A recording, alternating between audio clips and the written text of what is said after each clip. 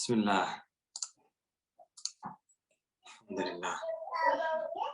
Allahumma salli wa sallim wa barik ala Rasulillah wa ala alihi wa sahbihi ajma'in. Inshallah, inshallah. All right, so welcome. Mashallah. I see. Let's turn off the waiting room. Alhamdulillah. I see Cal. I see Junaid. I see iPhone. If you're able to change your name so it matches your nickname on the community, that would be awesome, inshallah. And I see Enes just hopping in right now. Alhamdulillah. Allahumma salli wa sallim wa barik ala Rasulillah. So to get us started, inshallah, I have two questions for you guys. Number one, I'm going to say most of us were not here last month, or at least a few of us were not. If you were here last month, you could just remind me. I don't believe you were there, Anas. And I'm trying to remember about everybody else here. If you were here last month, we were here in May. We were also talking about the sober year plan. Just type in the chat box if that is you. What happened? It was too much. Okay. Gotcha, Junaid. I know I missed you, Anas. Cal, I didn't see you last month, so I don't think. Is that right?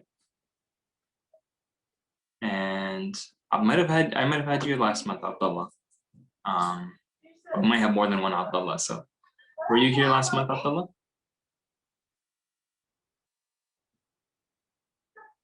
Okay. Got it. And so just Cal, if you could just remind me, but aside from that, that means most of us here, okay, all of us so far, were not here last month. Okay, alhamdulillah. So today was supposed to be part 2, but honestly, okay, this is my second question, important question. Have you gone through the sober year plan workshop on the PYG library? It's already there. And if you did go through it, you know, it'll kind of look like what you see on my screen. So let me know, yes or no. Thanks, Abdullah. No, Junaid. Cal did do the workshop. Okay. Who else? How about yourself, Anas? H, have you done the sober year plan workshop? Okay.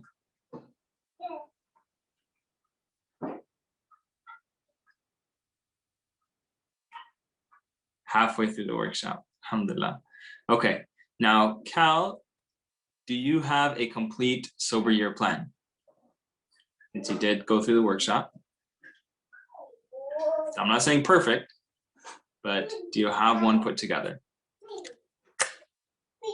A while ago. Okay, how long?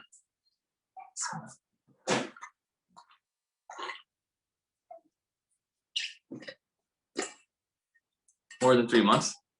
That's not bad. Mashallah. Okay. Alhamdulillah. Okay.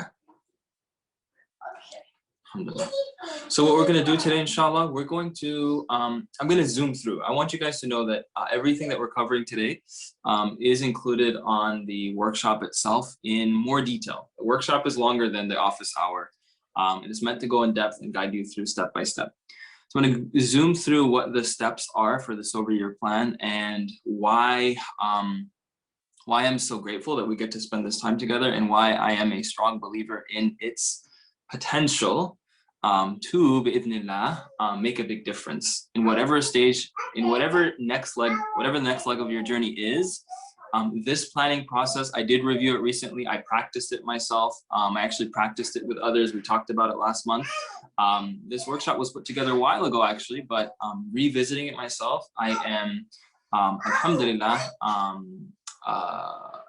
impressed by the thoroughness of this. And you'll see, inshallah, while we go through it. And alhamdulillah, it's an opportunity from Allah subhanahu wa ta'ala. So we'll walk through it. So Cal H, this is going to be a little bit of review for you, and this is going to be a little bit of review for you as well. But what I encourage you is any parts of the planning process, planning is not a one-time deal. And so any parts of the plan that, that are put together, right now is your opportunity to have what you have it out. Make sure you have it out. And then I know it's a little bit loud on my end, so I apologize, guys. I'm away from home, so I had to get set up in a situation, in a place here. Anyways, a little bit of background noise, but please bear with me. So go over your plan for two reasons. Number one, have you been implementing it? So the parts that you put together, have you been implementing it? If the answer is yes, good. If the answer is no, that's not a problem either. Planning is not, as you'll see as we go through this, a plan is not something that I expect to go perfectly. A plan is just part of the process of change. A plan is something I present to Allah subhanahu wa ta'ala to say, oh Allah, I use this time. I use this time to try to figure out how I'm gonna get to where I'm trying to go. And so it's an effort, it's a dua to Allah subhanahu wa ta'ala. It doesn't have to go perfectly, but we should use it. We are entrusted and tasked with planning and then trying to implement the plan and making course corrections as we see fit. That's our job. That's our job, guys. In recovery, that's our job. And just in our lives as slaves of Allah subhanahu wa ta'ala, we have to be doing that. So go over your plan, see how you've been doing. And now that's your second time seeing some of these parts, you might have more insight to be able to tweak parts of the plan. So Bismillah. Let's dive in with a review of what the sober year plan is, and then I'll give you a tool you can use to actually implement it in a way you can choose to do it either digitally or on paper. And I've got all that set up for you guys already. So let's do it. Bismillah. Type Bismillah in the chat box if you're ready.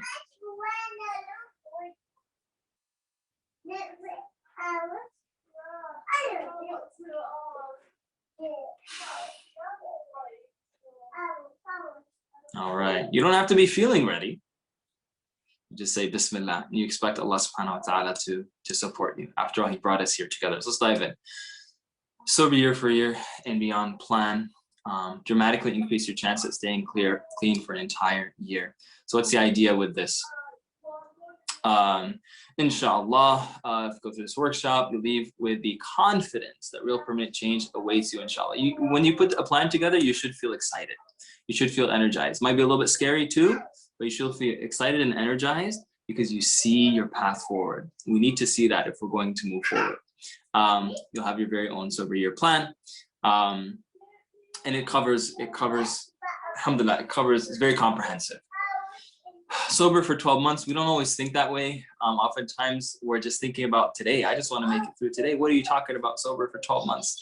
But as you'll see, there's a reason that we're creating a vision here. What would 12 months actually look like? 12 months of change, 12 months of sobriety.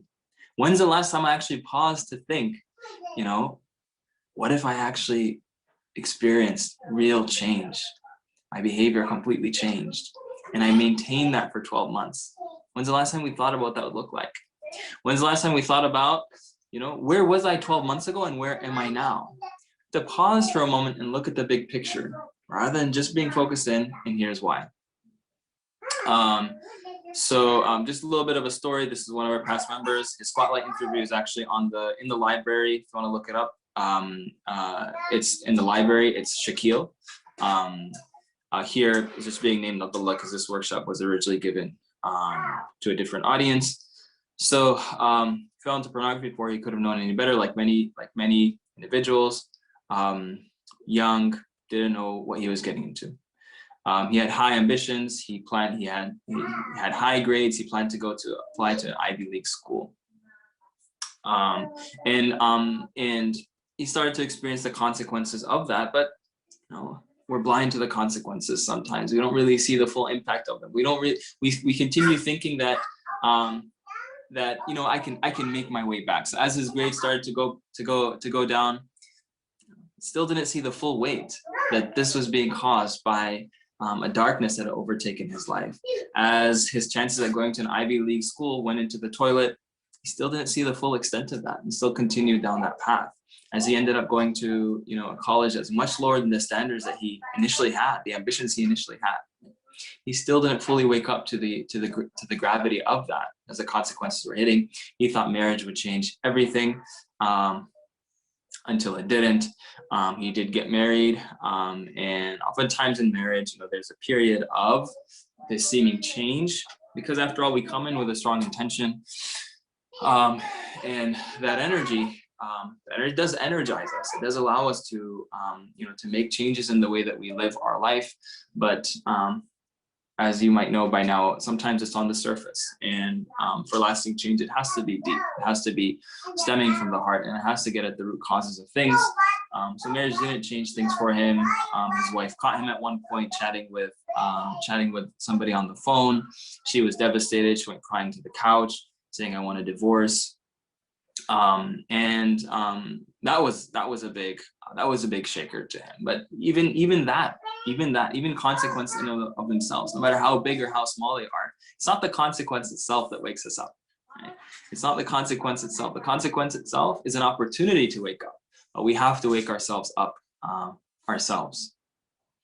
As the years went on, he did things he never thought he would do. You see, if you ask him if he would ever call one of the girls you're chatting with, he said, "Of course not." Like chatting online, of course not. If that's eventually what happened. If you asked him if he would ever meet one of these girls for a sexual encounter, he would have said, "Of course not." That's exactly what happened as time went by. How do we understand this? What was the problem? The problem that many of us face, even if our story is not exactly the same. Do we sometimes say, "Sheesh, I never thought I would be here where I am right now"? Do we sometimes say, "Sheesh, I never thought I would pay for something online, but here I am pulling out a credit card. I never thought I would be in this place. I never thought I would miss this opportunity because of my behavior. I never thought I would treat, you know, my mother or my brother in this way because of my behavior. I never thought this would happen. Here I am seeing it happen." Right? Or I never thought that I would still be here. I thought I would be done by now. What's the problem? The recency effect is a theory that states that we remember and emphasize recent experiences disproportionately more than older experiences. Disproportionately more than older experiences. What's that mean? That means that if I just went into a car dealership, and the salesperson there, let's say the salesperson was nice, but the manager was rude. I could overhear the conversation between the salesperson and the manager. Then I leave that car dealership. Then right now, that was a very recent experience. I leave feeling hurt, feeling angry at the way that I was treated. They seemed to be just focused on the money, just wanting to make the sale, not really showing that they cared about my interests. So I leave, and now everywhere I go, anybody that asks me, say, "Don't go to that dealership. Don't go to that dealership." The experience is fresh. 6 months later, I'm browsing through. I'm still looking for a car. I haven't chosen one yet, and I find a really nice car. I'm like, "Oh, where is this car?" And I see, "Oh, it's at that dealership." Now that moment, 6 months later, like, yeah, I remember at the time I didn't like my experience there, but right now I really like the way this car looks. I really like this car. This is my dream car. I like the price. That terrible experience that at the time told me I'm never going to go back to that dealership. Right now, it's so long ago that I'm considering it and not giving it much value. And in my decision-making matrix, the fact that I like this car weighs so heavy because I just found it. And the fact that I had a bad experience in this dealership weighs very little. I still am aware of it, but it weighs very little. It weighs very little. That's the recency effect. So I'm probably going to go back there, the same manager, the same salesperson. And in fact, I might receive the same poor treatment that I did at the time. And I might regret it. Because it happened a long time ago, its effect on my decision-making is much smaller. How does that affect us in recovery and our desire to change? If we are achieving short-term wins using strategies that are not deeply rooted, they're not second-order strategies, using first-order change, I'm receiving short-term win. A little bit of sobriety here, right? A little bit of feel-good here.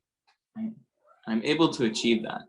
But but I'm not addressing things on a deeper level, then what will happen is that in the long term, I might actually be going down, like was the case for Abdullah, right? But I won't realize that things are becoming worse and worse because it's happening so gradually. And because of these short-term wins that I'm experiencing, that I can't really see the full picture unless I stop and take a step back and take a step back. It took a while for Abdullah to get there. And how about for us? Where is our true trajectory? Where is our long-term trajectory? Is it flat? Is it sloping downwards? Is it sloping upwards? Right? So that's the purpose, to stop and look at a full year for a moment so that we're not so short-term focused. And that's what we're doing with this plan. How would you like if in 12 months from now, nothing has changed? We don't always ask that question, right? But how would you feel if that were to actually happen, that nothing has changed?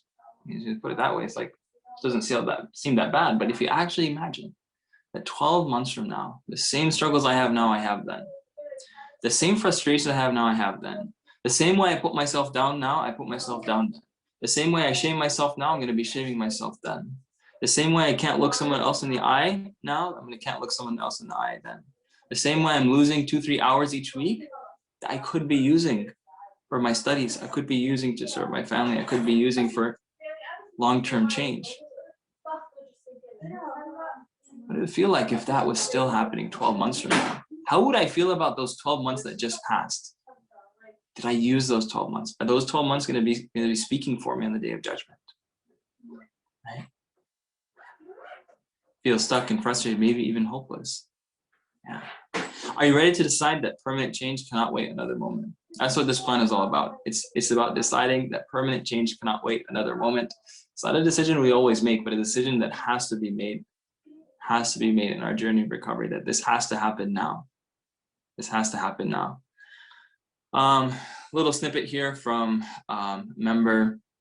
When I first sought support for my struggle, I disclosed to my father. He then shared with my mother. She broke down in tears, as she would have never thought that I've struggled with what I do. I've been working on recovery for some time now. Alhamdulillah, a few days ago, I celebrated 1 year of sobriety from acting out sexually.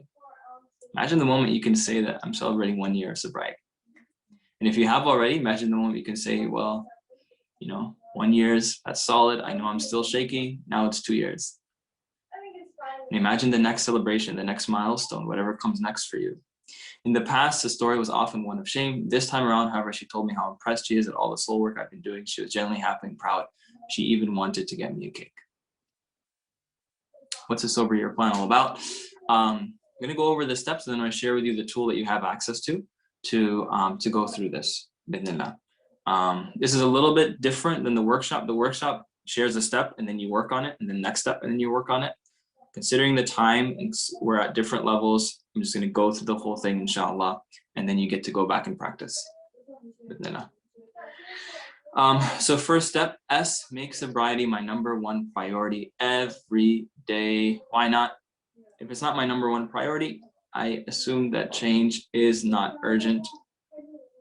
And as long as that's the case, then as the consequences are hitting Abdullah, as his chances of going to Ivy League school were flushed down the toilet, as his marriage was getting hurt and compromised, right?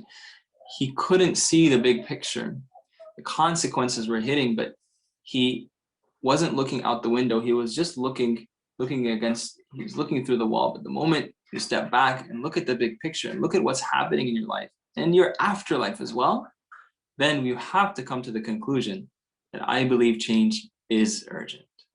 I believe that this has to happen. I believe that this cannot wait. That's a necessary step. That's a necessary step, and it's the first step. And I'll share with you guys, last month, we spent the whole office hour working on just step 1. And we're not going to do that today. I'm going to go over all the steps. You have what you need, and then you get to practice a little bit. But step 1 is extremely important. What's an example of how you could complete step 1? This brother Samir, who I shared a snippet from earlier, he said he actually imagined what things look like after 2 years. He was kind of looking bigger picture. Even 1 year is good. 2 years, 2 years also okay. Here we're focused on just 1 year. But he said, imagine what would things look like 2 years from now. He wrote this in February 2nd, 2015. He was imagining Imagining February 2nd, 2017. He's like, what's that day gonna look like? February 2nd, 2017, if things haven't changed. This is what he says. This is the first time this month. A well-meaning brother asked me if I'm looking to get married. Obviously, I'd love to, but I haven't gone more than 2 months without acting up. More than 5 years ago, I started my recovery. Who would have thought I'd still be right here? I look back and I question everything and everyone. I'm confused. I have little faith. No, brother, I'm not looking to get married right now. Maybe in a year, things will look better. Keep in mind, he's not writing something that actually happened. In fact, by the time February 2nd, 2017 actually came around, he was celebrating more than a year of sobriety. But what he was doing was he was envisioning that day, a very real possibility that he didn't change in that time, that he didn't put the pieces together for his life, that he didn't call out to Allah with his whole heart, day in and day out, that I need things to be different. I need things to be better, right? So this didn't actually happen, but he wrote this down as if it happened on that very specific date. That's actually step one. What will things look like if nothing changes in 12 months?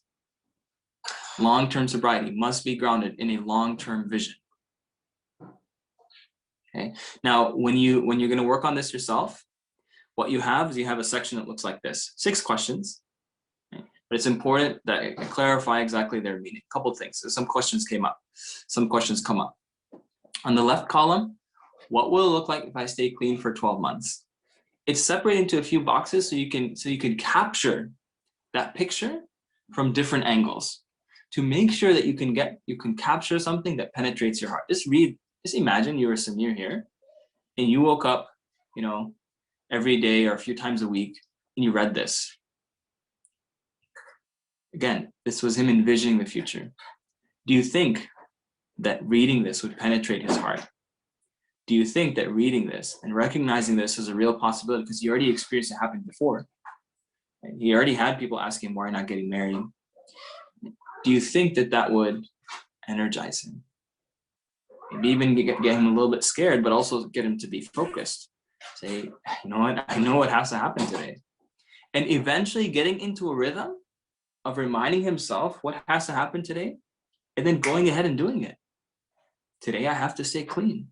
Going ahead and sticking with that until it became second nature, because he is so connected to the vision, so connected to where he was going and where he wanted to avoid going. So on one hand, we look at what things are going to look like if I'm still relapsing in 12 months.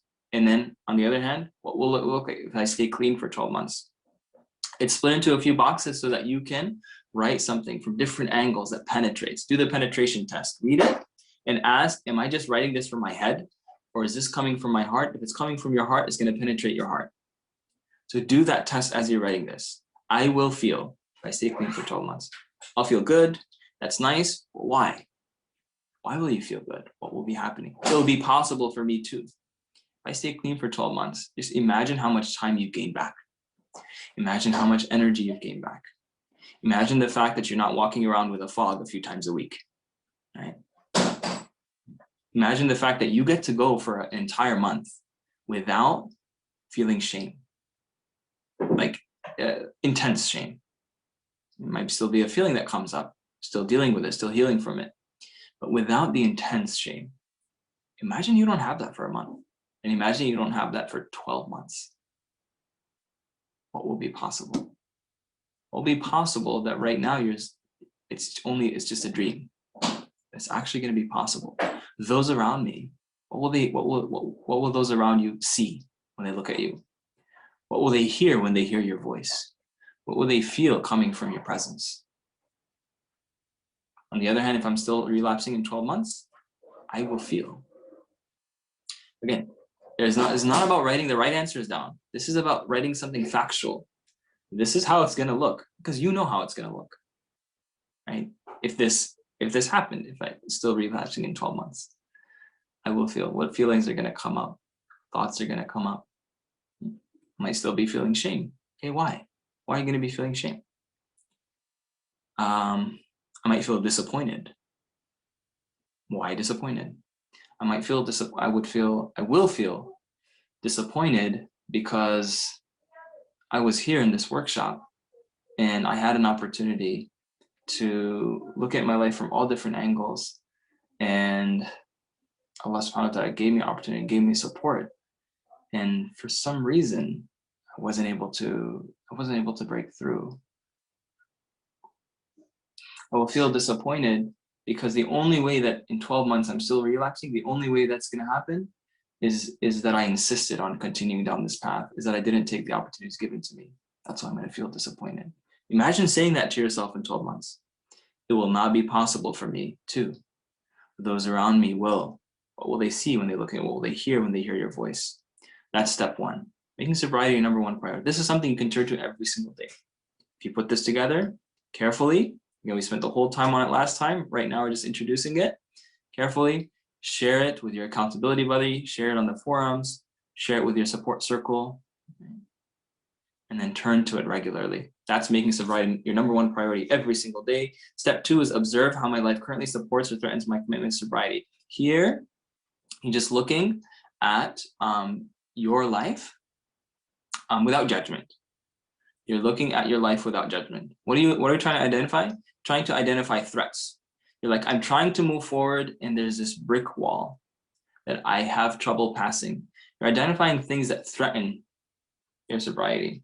You know that they're threats. I have access and I have trouble blocking all the access. I live in a place and I live in a college town and I feel triggered when I'm walking around. My home environment is unstable. I always feel stressed when I'm at home. Right? These are things that come up, and sometimes they look like a brick wall. And once we realize that every threat can be turned into an opportunity the moment we recognize it, now we're ready to start planning. So step two is to observe what's going on in your life. What are the threats? And keeping in mind that every threat can be turned into an opportunity, a door that you can pass through to get closer to your destination. Here are some examples of threats and opportunities that are included in the plan for you to look at. Biggest threats: access without accountability, lack of manageability in your finances, in your home, in your health. There's something going on that causes you to continually be agitated and worried and stressed. It's hard to maintain sobriety like that. It's a threat. Perpetual busyness. I'm so busy and I keep myself busy because I'm afraid of having empty time, because I'm afraid of what I'm going to do in that empty time. The problem with that is that that also means I don't have time to check in on the forums regularly. I don't have time to get to all the sobriety masterminds. I don't have time to look at my plan and review it. I need time to take care of myself. Perpetual busyness can be one of the biggest threats as well. Sometimes we do that intentionally. Now, keeping in mind that not everything has to change right away. As you're listening, it might seem like there's so many threats, there's so many problems, there's so many what seem like big brick walls. Don't worry about it. Right now, just collect the data, put them out there, figure out what your threats are. Right? This is not about changing them yet. We're just observing right now. We're going to make a plan later. Okay, so don't allow your fear of acknowledging all of your threats prevent you from listing them. Biggest opportunities: relationships. These are the opportunities that can be taken advantage of, that can make a huge difference if we become regular with them. You'll see it the moment you start. The moment you start posting on the forums, you recognize the difference it makes for you. The moment you start attending Sobriety Mastermind regularly, you recognize the difference it makes for you. You get a coach or a counselor, you recognize the difference it makes for you. So there's different types of relationships. You look at them in the plan itself. So once you start planning, you'll just be identifying your threats and your opportunities. That's step two, observe. There's some questions that help you with that. I'll share with you the tool for you to look at that more closely. B, who do I need to be to each day to keep my commitment to sobriety? Okay. So step three is, who do I need to be each day to keep my commitment to sobriety? So not just focused on making little shifts in our life, we're focused on being a certain way. What's the character that I'm going to bring to this? And that's huge. Think about the last time you were clean for an extended period of time. Whatever it was, how did it feel? What kind of emotions were present? What kind of attitudes did you have? There's a certain feel to that. in the training sometimes called the recovery zone. There's a certain feel to it. It's not just about I'm just behaving differently. I feel different. I'm thinking differently. You know it. How did your internal state change? Not necessarily after your relapse, but as you came closer and closer to relapse. If you were to pause and look, as that relapse is coming closer and closer, what was happening to your feelings? What was happening to your attitudes? What was happening to the way that you were speaking to yourself?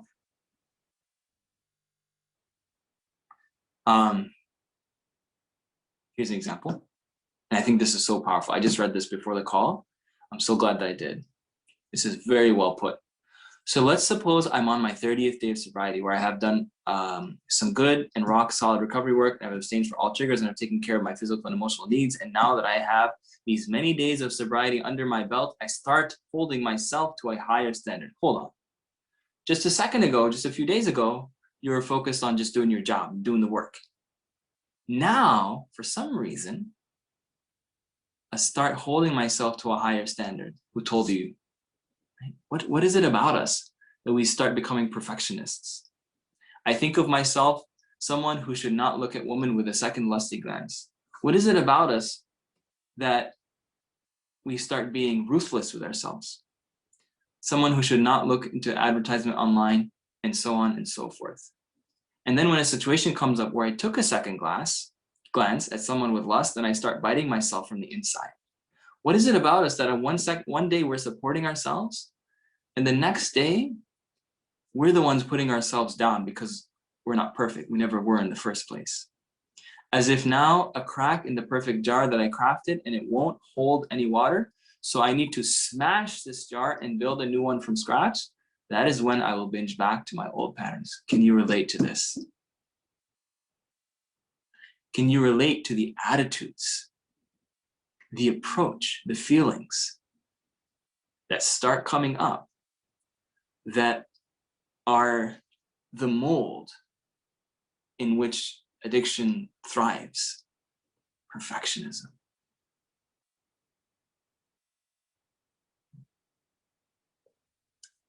Not giving myself breathing room, not supporting myself now. I'm trying to force myself into some mold, some image of myself. Can you relate to that? I don't see any response in the chat box. Is it only me? I read this, I reread this today, and I was like, wow.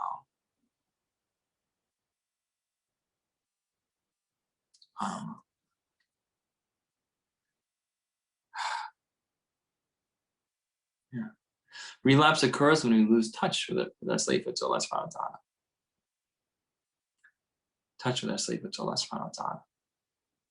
There's a state that you want to be in, not just a plan, not only identifying threats and opportunities, because if I'm not focused on who I'm trying to be, I can be deluded by my plan, right? It's not about the plan.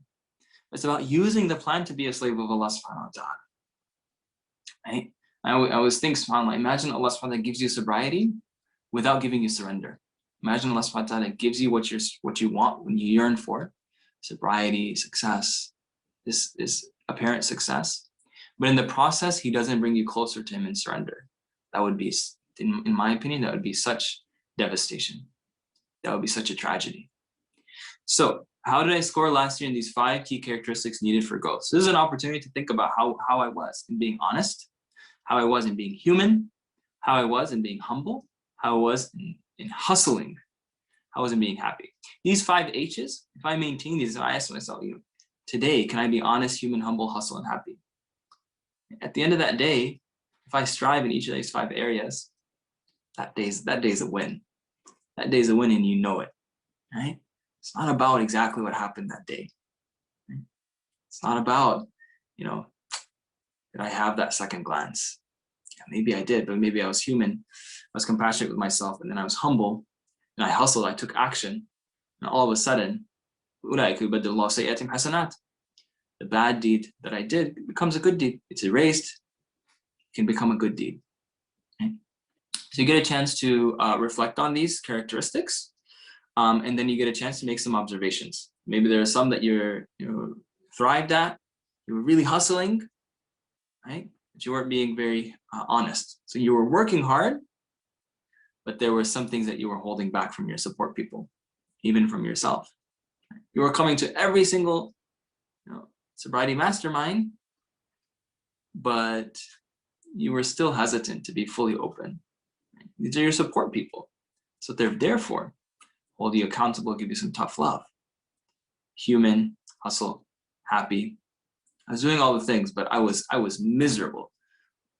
Why would I want to engage in recovery if every time I engage in it, it's just a miserable process for me, right? I have to bring some happiness to my journey of growth, So you'll be able to assess those areas and then make some observations about how you can grow or what areas need some work. We haven't started planning, by the way, yet. Planning starts in the next step, which is E, my execution plan. All this so far was preparation to make a plan. I actually haven't started planning until step E. Someone says never again and stops there. Without planning, what they're really saying is, okay, I relapsed, but I'm not responsible. Why? Because saying never again and stopping there gives you that short-term feeling of a win. Remember those short-term wins, long-term loss? Gives you that short-term feeling, yeah, I'm doing what I'm supposed to do right now, which is supposed to say never again, maybe beat myself up a little bit, maybe put myself down, go around frowning, right? Saying, you know, I don't deserve to stand for Allah subhanahu wa ta'ala. All the kind of stuff that we say to ourselves, that gives us a feeling, in a sense, especially to our ego, that I'm doing what I'm supposed to do right now. But what reason do I have to believe when I say never again, and that's all that I say, that's all that I do? What reason do I have to believe that things are actually going to change?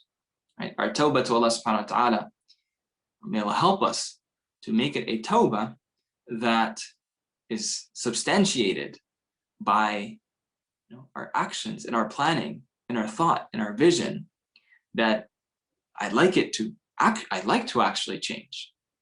I'd like the change to actually happen. I'd like to see it actually happen. And may Allah then make it so our wanting to see that change happen is in Him and by Him and for Him. What was interesting came up last week. I want to share this with you guys. Came up last week because we were so focused last week on step 1, which was the making sobriety my #1 priority by making that long-term vision. Came up last week. More than one person asked this. I'm thinking about like how if I have some, long-term change, I'm going to be a better father. If I don't, then I'm going to be not so great as a father or husband, things like that. People were asking, shouldn't my intention just to be like just to turn to Allah, just to get closer to Allah subhanahu wa ta'ala? Shouldn't it just be for the sake of Allah subhanahu wa ta'ala? Why do I have to inject these things? Like, sheesh, it might feel guilty thinking that if I maintain sobriety, I'll have better financial stability, even financial wealth. I may feel guilty thinking if I maintain sobriety, I'm going to do better in school. Shouldn't it be for Allah subhanahu wa ta'ala? It was so interesting to hear that question come up. I wanted to share it with you guys, give you a chance to recognize if you're facing that, if that's something that's coming in your way of engaging in this fully, then it's good to recognize that that's there so you know what to do with it. I offered some ideas last time. I asked them what ideas do you guys have about how to deal with a thought like that I feel guilty engaging in this fully. Here's what I'll share with you. I'll just leave it here. Very simple. There's a teacher of mine shared that the way to recognize that something is the inspiration of shaitan is by its consequence, because we get inspired and our thoughts come from different places. The way to recognize that a thought or inspiration comes from shaitan is by where it leads you to. So here's a thought that that says you're being audacious, you're being worldly, materialistic by engaging in this and making a long-term vision that includes how your life is going to look different when your job is just to worship Allah subhanahu wa ta'ala. Okay, that's a thought. Now let me assess that thought and what its consequences will be. The consequences of that might be that I don't engage in this planning process with my whole heart. The consequences of that might be that like my vision is one that I come up with from my mind, but it doesn't penetrate my heart. My vision is one that I think was supposed to be on the paper, not what's emanating from my heart. Okay, what's the consequences of that?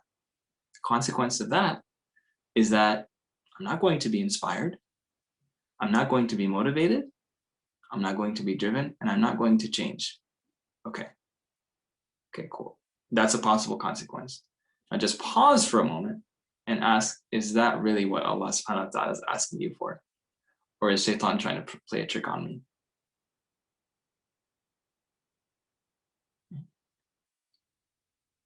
Just wanted to share that, if that's something that that you happen to, that comes up in your planning process. An execution plan is what allows you to consider all pieces of your puzzle. Look at all of these pieces. There are pieces there. There's your vision, there's your opportunities, your threats, who you need to be, right? But does your puzzle look more like this after you kind of put the pieces together, put the pieces out? Everything looks like a mess. Everything is a mess. So execution plan doesn't have to be perfect. And it's not meant to be perfect. And it's not necessarily meant to tackle everything that came up as you're observing. Okay? But just imagine where you'll be and how you'll feel before and after you have a plan, right? Not the perfect plan, but a plan. And by the way, a really good plan. If you follow these steps, inshallah, your plan will be really good. And you'll know that the things you've identified will make a big difference for you. Allah.To. We'll look at the steps of that. But the 80-20 rule, some people say 80% of results, of outcomes result from 20% of efforts. 20% of effort. So where do I focus on? Not changing everything. That's going to be tough. But focusing on actions that are impactful and doable. Actions that are impactful and doable. I was working on this with somebody, and we're trying to judge his action items to make sure that they're the best ones to focus on. So one of them, for example, was I'm going to start my day after Fajr every day. We live in a part of the world where Fajr is at like 5 a.m. Comes in earlier than that. You have to pray like by 5. So in my mind, I was asking, is that doable? And is it impactful? Now, I didn't decide for this brother, but we did have to ask that question. Is it doable and is it impactful if you make that a priority for yourself, right? Test against these 2 criteria and make sure you choose things that are impactful and doable. You're going to feel so energized and so empowered if you focus on that, because you're going to have this small little thing in here that you're going to put your energy on. It's going to be manageable because it's things that are doable, and you're going to know it's impactful because you chose them very carefully. So when you do that in the planning process, you'll identify a step that you want to take each day. 3 steps you're going to take in the next 48 hours. This is big. And as I was working on this with somebody, he's trying to understand how this works. Like in the next 48 hours, does that mean every 48 hours I'm going to come up with 3 steps I'm going to take? No. This planning process is like a marathon. This plan is like a marathon. You do need to set aside time for it. I'm not expecting us to finish today. And honestly, I'm not expecting we're going to come back to an office hour and like work on it some more. I don't know that that's the best setting for it. We tried that last time, but honestly, you need a space for yourself. You need maybe to go outside, to have a nice chunk of time where you can go aside. Take your accountability buddy with you too, if you like. It can be helpful to talk through these, right? So so it's going to be a marathon. You're going to set aside time, say for those that realistically 90 minutes, if you want to give this nice attention. Yes, packets available. I'm going to give you all the tools here. I just wanted to go through the steps first. Bismillah.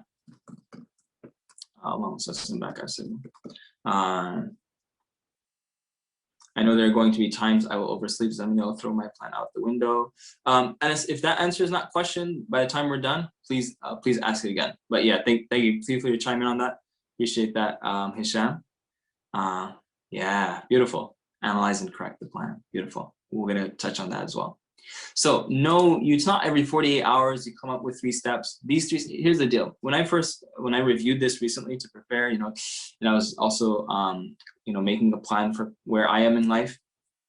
I was like, man, when I get to this step, can be scary. I have to choose 48 hours. I might think that these have to be drastic. No, they don't have to be drastic.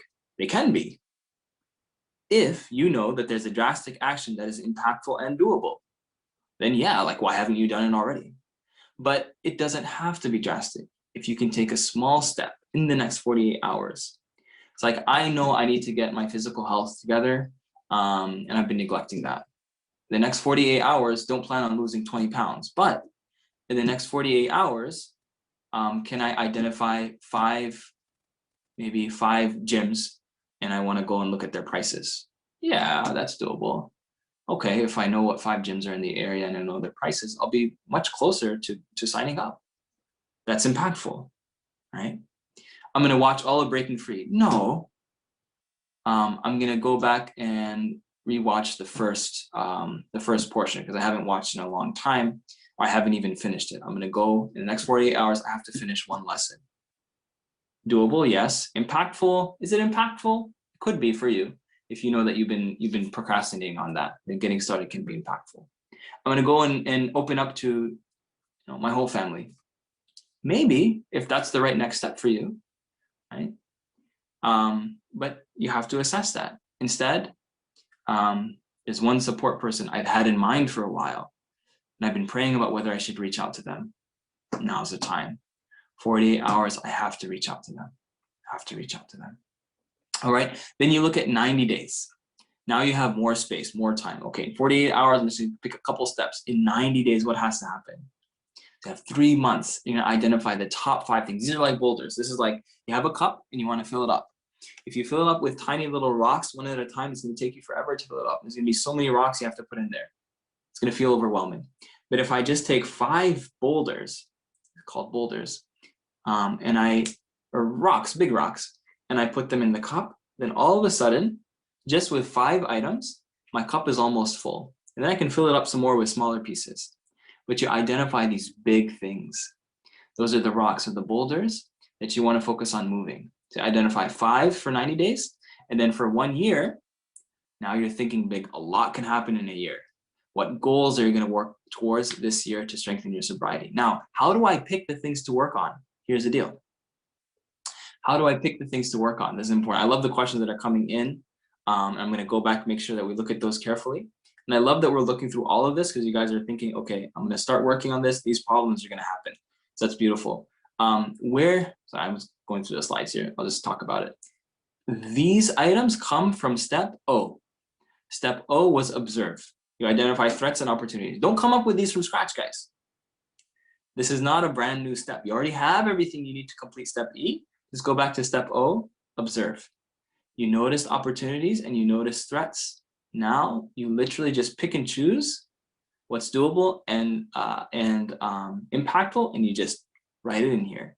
So you already have this. So step O is very important. Don't try to skip it. You're trying to decide what I need to do before I know where I am and what my opportunities and threats are.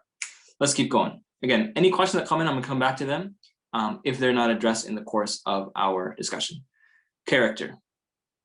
As we talked about before, step B is about who I need to be. This isn't about just going ahead and making a to-do list and checking things off of it. That's not what we're trying to do with our lives. We've already had enough of that. This isn't about to-do list, guys.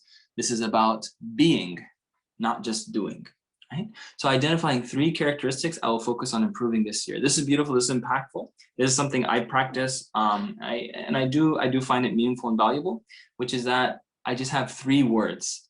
It could be adjectives or characteristics that I focus on, that I kind of go back to, that I make dot for. And these should be things that aren't already some things you've mastered, but things that you know you need to be working on. Honest. Honesty is a thing for you. Then every day I'm just gonna go back and remind myself, today I am honest. I make dot, that's what helped me to be honest today. Just 3 things. It's gonna be really, really impactful to just know who I am. And then you know what energy you're bringing into every situation. Right? And it changes from time to time. You know, mine would change from time to every 6 months or so, every year or so. I go back, I'm like, my life is different now. So I need to know what to focus on. I'm entering a new challenge. I need to know what to focus on. Right now, you have a journey ahead. Who are you going to be along that journey? It should be things that are kind of the next level for you. Not things you've already mastered, but things you're working towards and things that you need to move forward. This is important. And I just to give you an example, guys. I just want to give you an example. So when I was doing this planning process for the kind of the next leg of my journey, some things came up for me that were meaningful, which were indistractable. I had heard somebody use that word before. I was a little bit intimidated by it, but the fact that I was intimidated also made me attracted. What would it be like if I was indistractable? If I knew what I had to do each moment, I kind of focused in on that. It's kind of a big, it's a big ambition, but I put that down as one of my 3, indistractable. And then magnanimous. That was just kind of coming from a place that I wanted to make sure that I wasn't only, that I wasn't so engulfed in myself, but that the people around me were included in my process of growth. So that's a word that came to mind. It's ambitious. Like, I'm not indistractable or magnanimous. And then the third one was spent, because I wanted my days and my time and my energy to be spent in the name of Allah subhanahu wa ta'ala, that I don't go back and look back and say, sheesh, a lot of it was good, but there were some parts that were wasted. I didn't want that anymore. Those are 3. I can't say that those 3 are entirely true right now, but if I just keep repeating that to myself, just imagine where you're going to be in 6 months if you come up with your 3 and you repeat those to yourself, right? Other people might choose bold, right? Honest, taqwa, firm, loving, generous, kind, compassionate. It's you decide. But this is important, so don't overlook that. And the last step, reverse engineer what could go wrong. Oh, I love this step, alhamdulillah.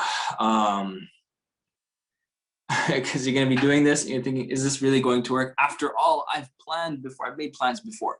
This is my first time planning. All right. I'm not new to this. I've made plans before. Yeah, of course. Right. Of course, as you're going through this process, there are going to be doubts. Here's the difference. Here's the thing. If I merely have doubts and I just allow those doubts to sit around, then that's definitely going to derail my plan. But a practice that I've noticed others mention is they actively think about what's going to go wrong and prepare. They actively think about what could go wrong, what's something that's going to throw me off, and they prepare accordingly. So I love this step. This is where you prepare for the worst. You know it's going to be messy. So, alhamdulillah. So what 5 things do I need to do to guarantee that my sober plan fails? Think extreme failure. So give you an example. As soon as I get off this workshop, I know you guys most of us haven't actually made our plan yet, because I know today's just been focused on going through the steps, because most of us haven't seen the workshop. Tell you what, if you're here today, then khalas, you're good. You don't have to go and visit the workshop. You can if you want to review some portions, but you got what you need today to actually go and implement this. So if you're here today, I would focus your next step on implementing it, okay? So think extreme failure. So as soon as I, let's say, make my plan, I shred up this stupid piece of paper and decide that this was a waste of time. Now, that might seem extreme, like, I'm not gonna do that, but why? What's the purpose of thinking extreme failure like that? Because if something comes to mind, if you're able to think up an extreme failure for yourself, there's a reason that you thought of it. Even though it seems extreme, there's an element of truth to it. So this extreme example, say, okay, I'm not gonna shred up my plan and just decide this is a waste of time. But what if instead of doing that, kind of take a stretch here, I take a look at my plan, I open up my drawer, I put the plan in my drawer, close it, and allow it to collect dust while I go and distract myself with my tasks, my obligations. I'm not even gonna say distract myself with relapsing. I go and distract myself with my role as the president of this, or the chair of this, or the secretary of that. Imagine that I took that step. How is that any different than getting off this workshop shredding the piece of paper and deciding this was a waste of time, because that's effectively what you've done. So think extreme failure. Things you would have to do to guarantee that your plan fails. The moment you come up with 5 of them, then all you have to do is list the opposite to guarantee that your plan succeeds, right? So one possibility is that I'm going to not implement this. I'm going to throw this out, either literally or effectively by my actions. So what do I do once I know that that's a real possibility for me? Well, I just do the opposite. Because that's a possibility, I know that I need to be accountable, that I go back and look at my plan every day after Fajr. Now, that's pretty stark difference. Putting it in the drawer, never looking at it every day after Fajr. Tell me that that's not going to make a big difference. If you identify that,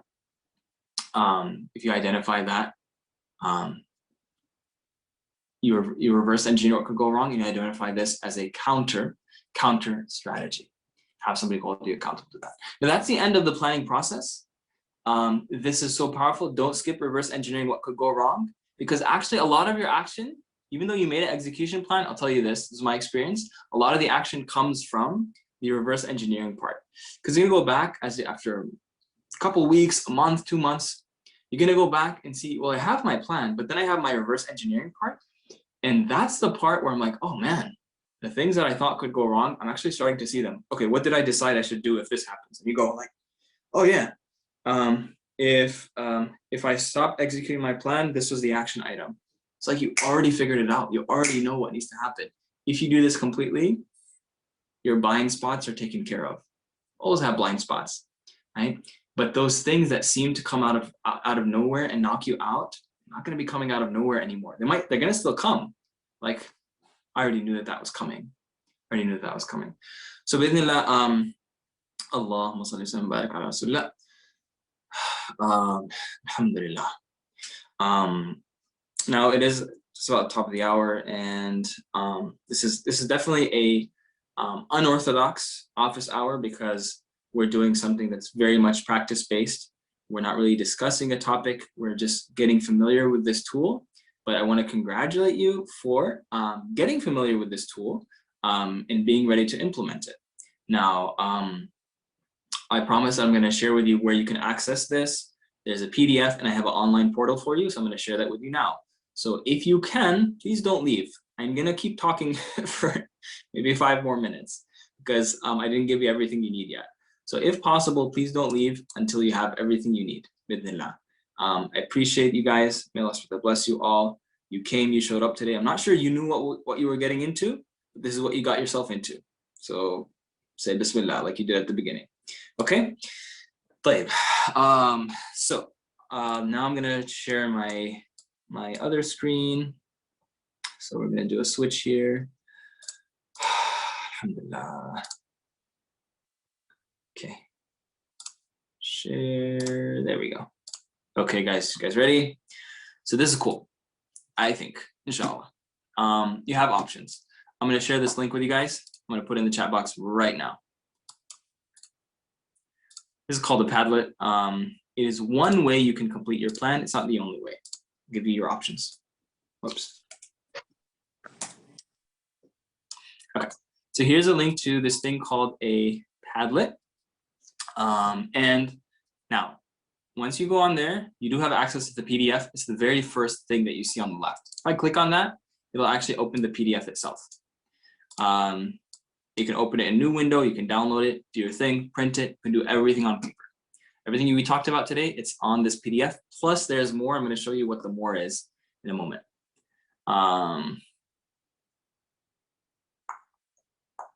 So everything is here. So scroll up here. Yep, you already saw this. You saw this in our slides today. This is step S. Right? Now it doesn't give detailed instructions. So that's why this office hour is important. If you miss parts, go back to the workshop.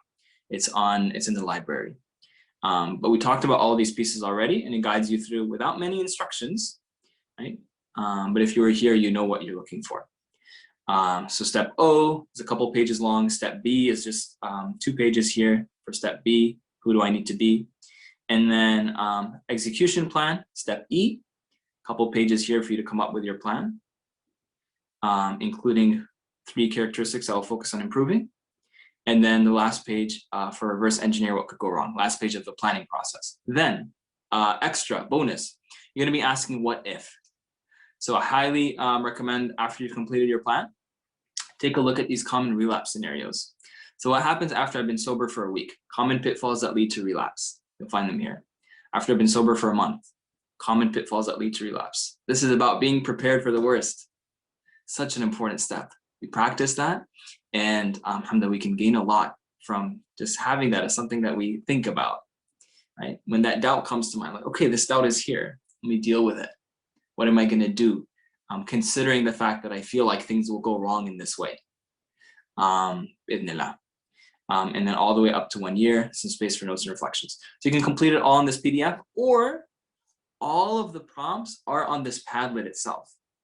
So if you go through, you actually find all the prompts here on this Padlet. Just start on the left and work your way to the right. So if I stay clean for 12 months, that's step O. Step S. Step O for observe is these couple ones over here. And then step B is that purple one. Step E for execution plan are the yellow ones there, and then reverse engineer could go wrong are the blue ones there. How do you do this? If you click on the comments here, what's cool about this is you'll see examples from others as well. And if you guys are going to be using the Padlet, then your responses will show up for each other too. So I think that'll be really powerful. So save this link, bookmark it, and you just add your comment for your response there. So you can do that. Now I'll share with you last thing. Another way you can approach this for this planning process, if you like doing things on the computer digitally, you can remake this Padlet. What that means, it makes a copy for yourself so that you can actually go in and you won't see other people's comments. You'll be able to type in your responses directly. So if you do the remake, then I'll have my own one. It's my very own. I can move stuff around. On the shared one, you can't move anything. It's fixed. On this one, you can move around, and I can click and I can type my answers so that I see them directly without having to open the comments. Now that's why I'm sharing this. So if I do the remake, I'll say if I see clean for 12 months, I will feel great because I've achieved something that I've only ever dreamed of achieving. Okay, and then I just hit enter. Now it's not a comment, it's actually text there, and you don't have to click anywhere to see it. So that's why you might like the remake option as well. You move these around, so it's nice. And then this becomes your sober year plan right here on this canvas. So this is available to you as an option as well. Next, I'm gonna go to the chat box because some really cool questions came in. Inshallah, we talk about them, take a look at those inshallah, but I know we're past the top of the hour, so it has to go, I understand. But please, before you go, I would like to know what your intention is leaving here in the chat box. Yeah, for the empty one, you click the same link I gave you before, then you click remake in the top, and that will make a copy of it for yourself. Remake in the top. Okay, before you leave, I would like you to type in the chat box, what is your intention? We did today, we looked at the pieces. Are you planning on giving yourself 90 minutes to work on this? When's that gonna happen? Where are you gonna go? Are you planning on hooking up with your accountability buddy, saying, hey, what do you say we work on this plan together? Are you planning on making your plan and then posting it on the forums, right? I'd love to hear what your intentions are. Type that in the chat box, and I'm gonna look at some of the questions that came in. The PDF is on the link that I gave as well. It's the very first box all the way on the left. And it says Sober Year Plan PDF document. So you don't have to go anywhere other than this link. Now, if you want to review parts, go to the workshop. It's in the PYG library called Sober Year Plan. Sober Year Plan. Right? So imagine, guys, how many people do we have here?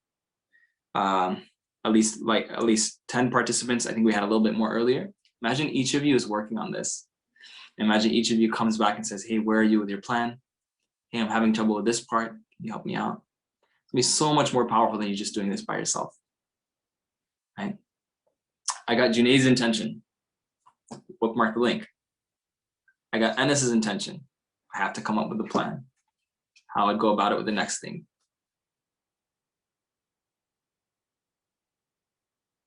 Great. That is the next thing. Doesn't matter right now. Coming up with the plan. That's what matters. Start making this plan. Beautiful. If you know that you have a chunk of time today, just do it.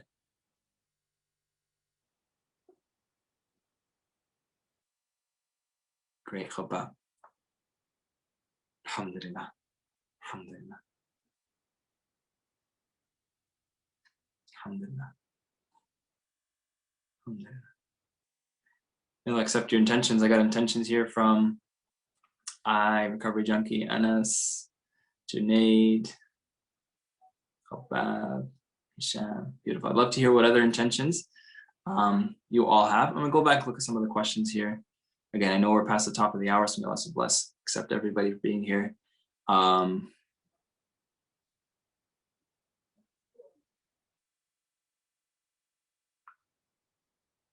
Yeah, so I think the first one that I noticed was Anas sharing, I know there are going to be times where I oversleep. Does that mean I will throw my plan out the window? Beautiful.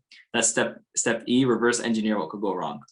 Now, what could go wrong is not necessarily the fact that you overslept by itself. What could go wrong is the fact that I overslept, and I have a tendency when I oversleep to throw the plan out the window. Or I have a tendency when I oversleep to have a certain way of thinking, to put myself down and feel really bad. So on one hand, I could work on my sleeping, but you kind of seem to feel like, I know it's gonna happen sometimes. What do I do when that happens? What can I write down so that when I oversleep and I turn my face, I kind of get out of bed, I'm like feeling terrible, my head hurts, and I look to the left and I see a piece of paper there and it says, Anas, here's what you need to know right now. What would you tell yourself today, right now, looking ahead, seeing that person waking up after having overslept? What does that person need to hear? Write it down. Put it right next to your bed. Alhamdulillah. It's very spiritually rewarding. Pray Fajr at the Masjid to start my day, but taking a toll on my sleep. Is this doable and impactful? Yeah.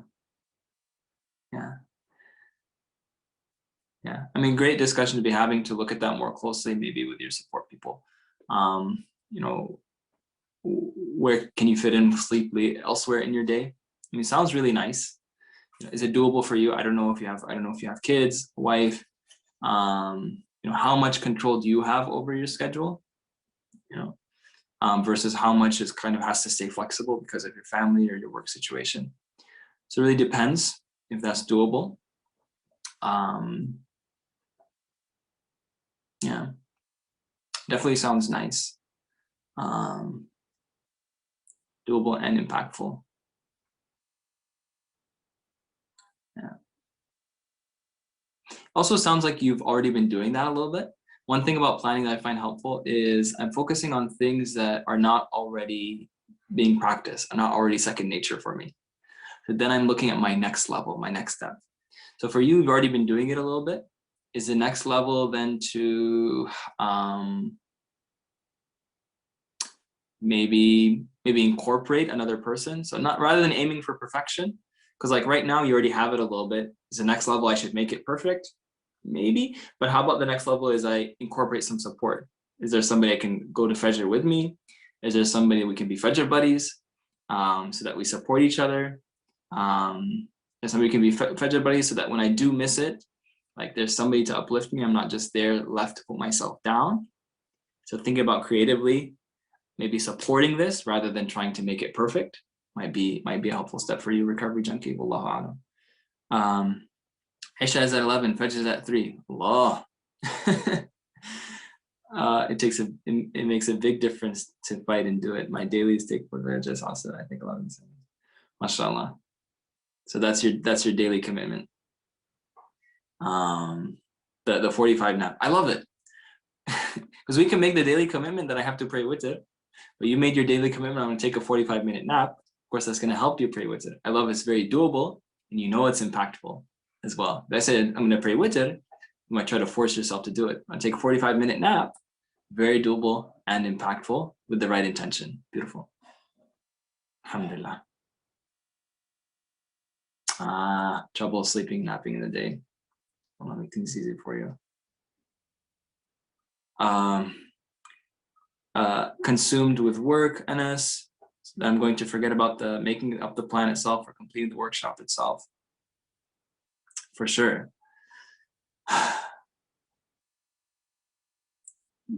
You know, now that you know that that's the case.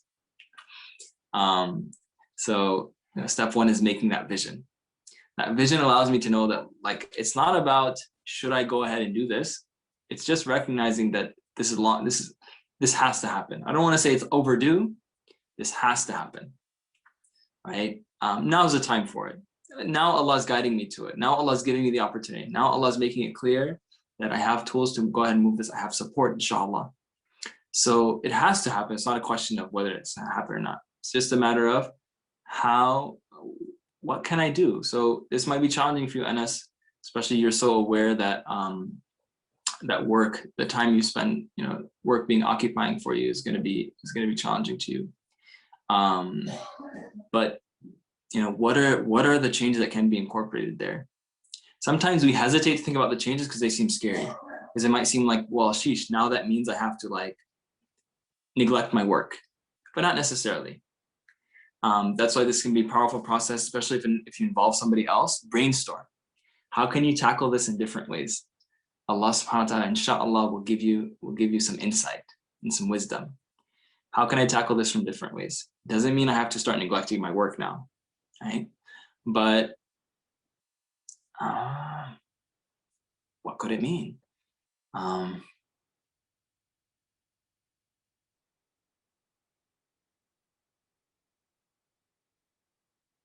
Right now, I don't have answers, but we do know what the question is. So I'd love to hear what ideas you have. Cool. I see the intentions here.